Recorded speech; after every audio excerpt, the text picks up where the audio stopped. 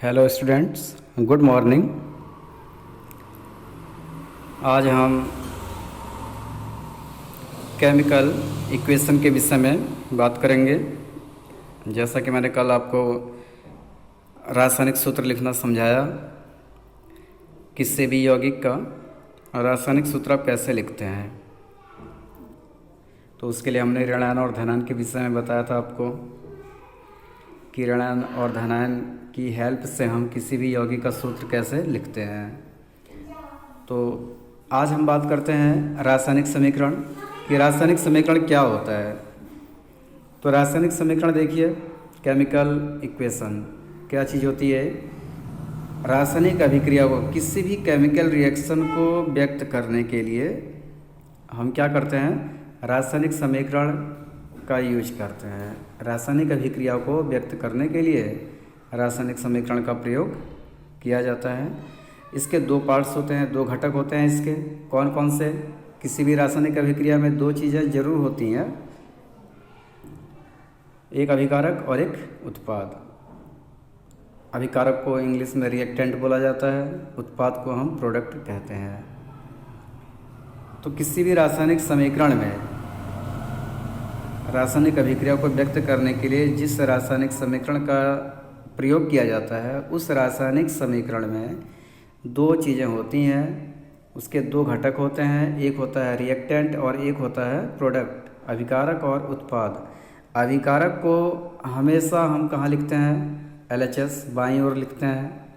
अभिकारक को हमेशा LHS की तरफ लिखा जाता है और उत्पाद को हमेशा दाईं ओर लिखते हैं हम, RHS या दाईं ओर लिखा जाता है। तो ये हमेशा ध्यान दीजिएगा, अभिकारक हमेशा बाईं ओर होगा, उत्पाद हमेशा दाईं ओर होता है।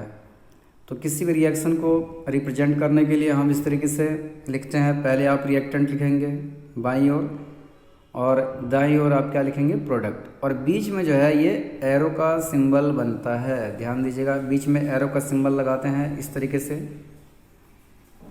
तो किसी भी रिएक्शन को व्यक्त करने का जो हमारा तरीका होता है वो इस तरीके से, रिएक्टेंट फिर एरो, एरो के बाद प्रोडक्ट।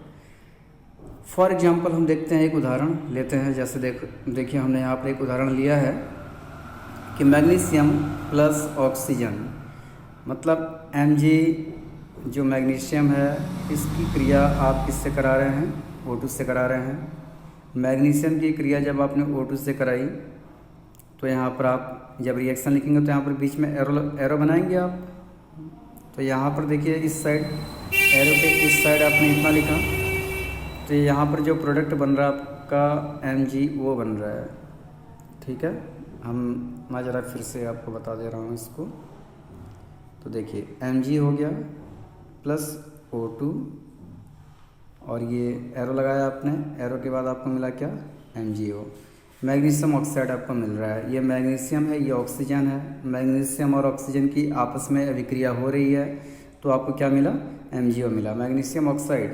तो इस कंडीशन में ये दोनों ही जो एरो के बाईं तरफ हैं, तो इनको आप क्या बोलते हैं? रिएक्टेंट बोलेंगे। और ये आपका क्या हो जाएगा? प्रोडक्ट हो जाएगा। तो इस तरीके से हम रासायनिक समीकरण को लिखते हैं। रासायनिक समीकरण में दो चीज़ें होनी जरूरी हैं, नंबर एक अभिकारक और दूसरा उत्पाद। इसके अलावा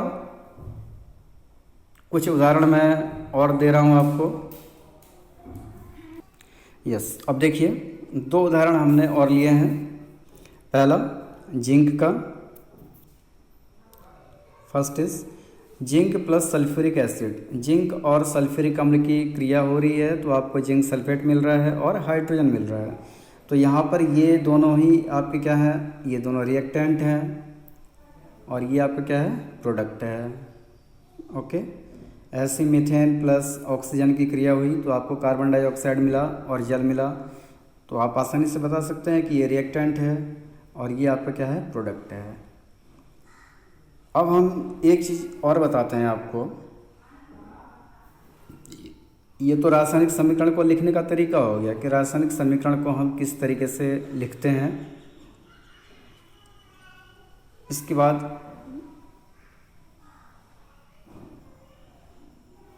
हम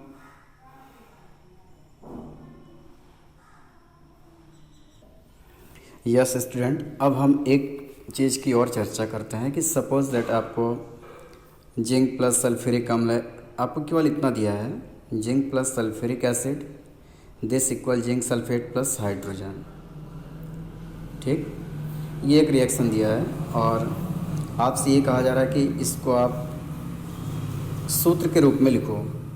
तो सूत्र के रूप में आप कैसे लिखेंगे? यहाँ तो आपको दिखाई दे रहा है कि जिंक हो गया Zn, सल्फ्यूरिक एसिड इतना हो गया, जिंक सल्फेट इतना हो गया, हाइड्रोजन इतना हो गया। सपोज़ दैट ये आपको नहीं दिया रहता तो आप इसको कैसे लिखते हैं? फार्मूले के रूप में। तो आप जानते हैं जिंक का सूत्र आपको मालूम होना चाहिए, Zn, ये तो क्लियर है। अब सल्फ्यूरिक अम्ल का सूत्र अगर आपको नहीं पता है तो सल्फ्यूरिक अम्ल का एक नाम और होता है जिसको बोलते हैं हाइड्रोजन सल्फेट। अब देखिए हाइड्रोजन सल्फेट का सूत्र आप कैसे लिखोगे? हाइड्रोजन का सूत्र आप जानते हैं H+ होता है, सल्फेट का क्या होता है? SO4 पे 2 नेगेटिव होता है। तो जैसे मैंने आपको बताया था चार्ज आपके क्रॉस हो जाते हैं, 2 इसके पास आएगा, 1 इसके पास जाएगा, तो आपको यहाँ मिल जाएगा क्या? H2SO4 मिलेगा। तो यहाँ पर सल्फ्यूरिक एसिड का जो फार्मूला होगा कितना होगा? H2SO4 होगा। नेक्स्ट, इसी प्रकार आप जिंक सल्फेट की बात कर रहे हैं तो जिंक Zn पे 2+, सल्फेट मीन्स SO4 पे 2 नेगेटिव, चार्ज सेम है तो आप सीधे क्या लिख दोगे? ZnSO4 पे ओनली ZnSO4, क्योंकि चार्ज तो सेम है ना, इसलिए हट जाएगा। तो ये जिंक सल्फेट मिला आपको। हाइड्रोजन आपको पता है कि ये द्विपरमाणुक है, मतलब 2 एटम होते हैं इसके। तो कभी भी हाइड्रोजन को जब रिएक्शन के तौर पे लिखते हैं तो रिएक्शन में हमेशा इसको H2 लिखा जाता है, H नहीं लिखते हैं, बिकॉज से क्या है? गैस है, हाइड्रोजन गैसेस जो भी होते हैं द्विपरमाणुक होते हैं तो उनको उस रूप में लिखते हैं। हाइड्रोजन को हमेशा कभी भी आप H नहीं लिखेंगे। हाँ, जब रिडक्शन होता है या कुछ और अभिक्रियाएँ होती हैं तो वहाँ पर आप इसको नवजात हाइड्रोजन के तौर पे आप इसको H लिख सकते हैं। तो ये कुछ रिएक्शंस हैं, इनको कैसे लिखा जाता है तो ये आप इतना सीख चुके हैं।